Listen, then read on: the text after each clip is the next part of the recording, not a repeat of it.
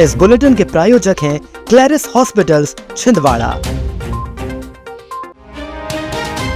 26 सितंबर को मध्य प्रदेश के राज्यपाल मंगूभाई पटेल 2 दिवसीय दौरे पर छिंदवाड़ा पहुंच रहे हैं। इसी को लेकर जोर शोर से प्रशासन उनकी अगवानी में जुटा हुआ है, लेकिन उनके आगमन की खुशी शहरवासियों को अधिक हो रही है।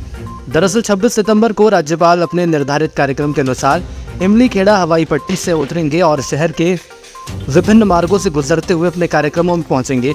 और वो जिस मार्ग से गुजरेंगे वहां की सड़कें खस्ताहाल हालत में चंद दिनों तक थी और कहें तो गड्ढों में तब्दील हो गए। इसी को लेकर आनन फानन में जिम्मेदार अधिकारियों ने सड़कों के मरम्मत का कार्य तेजी से शुरू कर दिया, जो दिन में तो क्या रात में भी तेजी से किया जा रहा है, जिसका मुख्य कारण है महामहिम राज्यपाल महोदय जी जब अपनी गाड़ी में सवार होकर निकले तो उन्हें हल्का सा भी गड्ढों का एहसास न हो। इसी को लेकर छिंदवाड़ा शहर के निवासी कह रहे हैं कि काश महामहिम आप हमेशा यूं ही जल्द आते रहे छिंदवाड़ा। धर्म टेकड़ी चौकी के अंतर्गत इंदिरा नगर में बीती रात चोरों ने एक घर को अपना निशाना बनाया। चोरों ने घटना को उस वक्त अंजाम दिया जब परिवार गहरी नींद में सो रहा था, जिसका फायदा उठाकर चोरों ने नकद समेत जेवरात पर हाथ साफ कर दिया। मकान मालिक इनायत अली ने बताया कि बीती रात पूरा परिवार सो रहा था। जब सुबह 4 बजे के आसपास उनकी नींद खुली तो घर की अलमारी खुली हुई है। अज्ञात चोरों ने अलमारी में रखे नकद 25,000 और सोने चांदी के आभूषण लेकर रफू चक्कर हो गए। अज्ञात चोरों के खिलाफ थाने में शिकायत दर्ज करा दी गई है। मैं रात को 1:30 बजे सोया, 1:30 बजे मोबाइल बंद करके सोया ही था। फिर 4 बजे मम्मी की आवाज़ आई, फिर खोला, मैंने देखा तो दरवाजे अलमारी खुली हुई थी, कपड़े मेरे बगरे हुए थे, दरवाज़ा भी खुला हुआ था। फिर देखा तो मेरा मोबाइल देखा मैंने कॉल करने के लिए, तो मोबाइल नहीं था। फिर मेरा हेडफोन उसके अंदर मिला, लॉकर के अंदर, लॉकर से काफ़ी चीज़ें बोल रहे। राष्ट्रीय शिक्षा नीति के अंतर्गत विश्वविद्यालय स्तरीय 1 दिवसीय भारतीय ज्ञान परंपरा कार्यशाला का आयोजन आज शहर के पीजी कॉलेज में आयोजित किया गया। इसी को लेकर सांसद बंटी विवेक साहू ने विश्वविद्यालय स्तर की कार्यशाला का उद्घाटन किया। उज्जैन और दिल्ली विश्वविद्यालय के कुलगुरु सहित उच्च शिक्षा भोपाल से डॉक्टर धीरेन्द्र शुक्ल भी इसमें मुख्य रूप से मौजूद रहे। आयोजित कार्यशाला में 4 जिलों के 250 शिक्षाविद राष्ट्रीय शिक्षा नीति के अंतर्गत भारतीय ज्ञान परंपरा का मंथन किया। राष्ट्रीय शिक्षा नीति के अंतर्गत इस कार्यशाला में 21 विषयों के पाठ्यक्रम में भारतीय ज्ञान परंपरा को समाहित करने के उद्देश्य से उच्च शिक्षा विभाग ने राजा शंकर शाह विश्वविद्यालय को कार्यशाला हेतु निर्देशित किया गया था। प्रत्येक मंगलवार को जन सुनवाई का आयोजन किया जाता है और इसी क्रम में आज भी कलेक्ट्रेट परिसर में जन सुनवाई का आयोजन किया गया, जिसमें 298 लोगों की समस्याओं को सुना गया, जिसमें शहरी और ग्रामीण दूरस्थ अंचलों से आए आवेदकों ने उपस्थित होकर मुख्य रूप से अनुकंपा नियुक्ति दिलाने, जमीन का सीमांकन करने, अतिक्रमण हटाने, प्रधानमंत्री आवास योजना की राशि दिलाने, फौती नामांतरण दर्ज करने, विद्युत प्रदाय करने तथा विद्युत पोल लगाने, आर्थिक सहायता दिलाने आदि से संबंधित आवेदन प्राप्त हुए।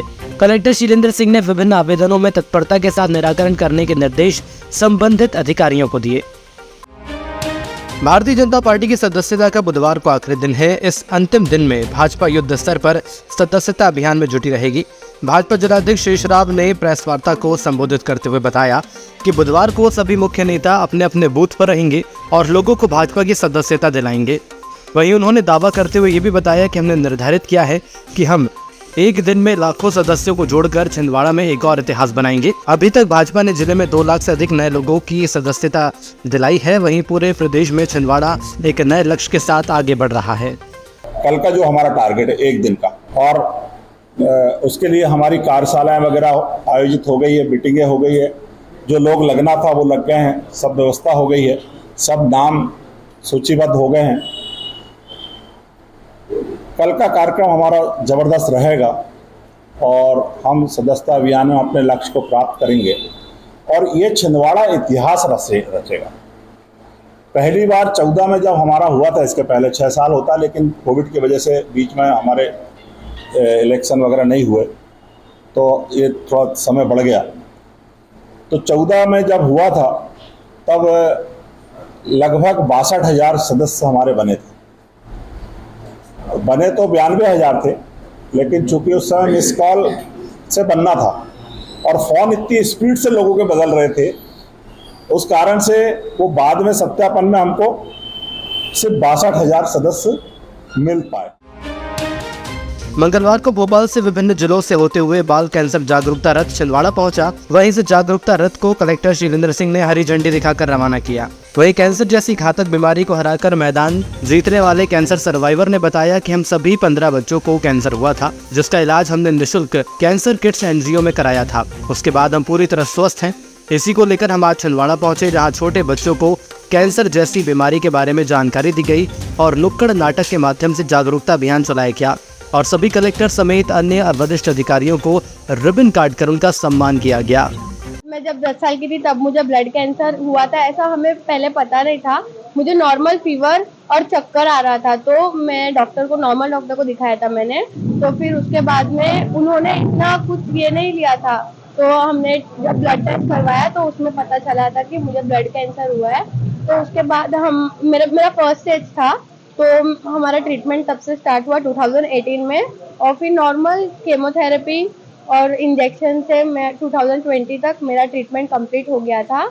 और मैं ये कहना चाहती हूँ कि कैंसर बच्चों का ठीक हो सकता है। आजकल बहुत से लोगों को नहीं पता है कि बच्चों का कैंसर भी होता है करके, बट बच्चों का कैंसर भी होता है और वो ठीक भी हो सकता है अगर हम सही समय पे सही जगह इलाज करेंगे तो।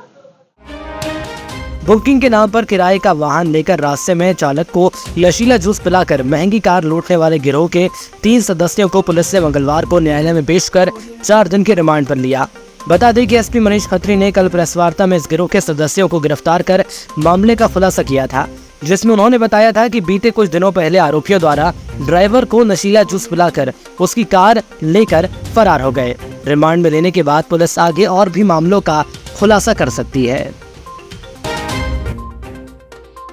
जिले भर के रोजगार सहायक आज सचिव कलेक्ट्रेट एकत्रित होकर विभिन्न मांगों को लेकर सीएम के नाम ज्ञापन सौंपा गया। मीडिया से चर्चा करते हुए बताया कि हम सभी रोजगार सहायक सचिव ने पूरी ईमानदारी से अपने कार्यों का निर्वहन करते हैं, उसके बावजूद भी अधिकारियों द्वारा काम का दबाव बनाया जाता है। इसी को लेकर हमारे सचिव भाई ने बड़वानी जिले में फांसी लगाकर खत्म हो गया। साथ ही पूर्व सीएम शिवराज सिंह चौहान ने चुनाव के वक्त हमें रोजगार सहायक सचिव से सहायक सचिव में नियुक्त के लिए आश्वासन दिया था, लेकिन अभी तक इस और सीएम मोहन यादव ने ध्यान नहीं दिया। इन्हीं तमाम मांगों को लेकर आज हमने सीएम के नाम ज्ञापन सौंपकर हमारी सुनवाई की गुहार लगाई है।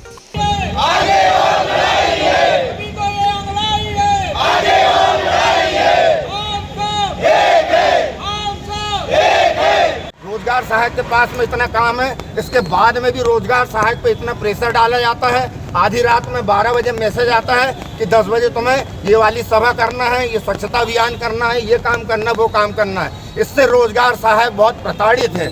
इसलिए आज हम मजबूर होकर प्रशासन के सामने गुहार लगाने आए हैं, ज्ञापन देने आए हैं कि अगर हमारी मांगों को प्रशासन पूरी नहीं करता है तो ये आंदोलन आगे बढ़ेगा और इससे ज़्यादा उग्र आंदोलन होगा।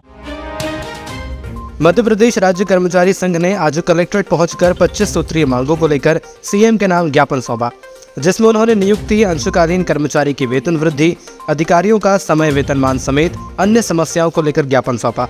इस दौरान सभी विभागों के अधिकारी और कर्मचारी मौजूद रहे। 25 सूत्री मांगे यहाँ पे रखी गई हैं। सबसे पहले हमारी जो मांगे हैं वो है पदोन्नति। लगभग 7 साल हो गए हैं और हमारे सारे कर्मचारी और अधिकारी बिना पदोन्नति के रिटायर हो चुके हैं। ये बहुत बड़ा अन्याय है, इनजस्टिस है।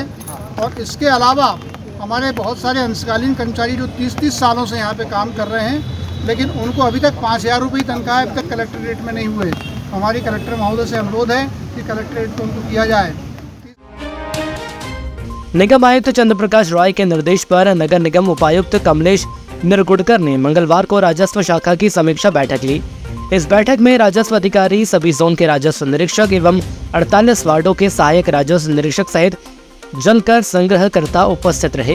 बैठक में प्रारंभ से उपायुक्त ने सभी के वार्ड ARI की वार्डवार समीक्षा की। इसमें लक्ष्य से कम प्रगति करने वाले वार्ड ARI को नोटिस देने के निर्देश दिए।